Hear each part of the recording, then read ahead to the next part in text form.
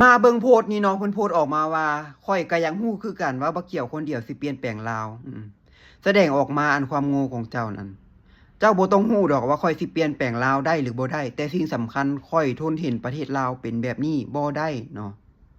ข้อยมีจิตสำนึกข้อยมีการตื่นโตมีการตื่นฮู้หลายกว่าพวกเจ้าหลายร้อยเท่าอย่างแน่นอน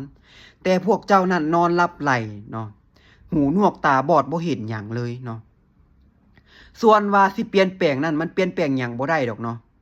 นอกจากผู้นำมันสิสำนึกเองและสำหรับไผที่อยู่ประเทศไทยบ่กล้าเว้าบ่กล้าว่าเนาะย่านกลับบ้านบ่ได้ก็บ่ต้องเว้าไผที่อยู่ลาวบ่กล้าเว้าบ่กล้าว่าย่าน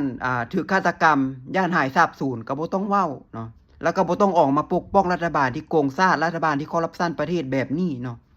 เพราะว่าการที่เจ้าออกมาปกป้องประเทศรัฐบาลที่โกงชาติคอร์รัปชันแบบนี้ก็ซ้ำกับเจ้านี่สนับสนุน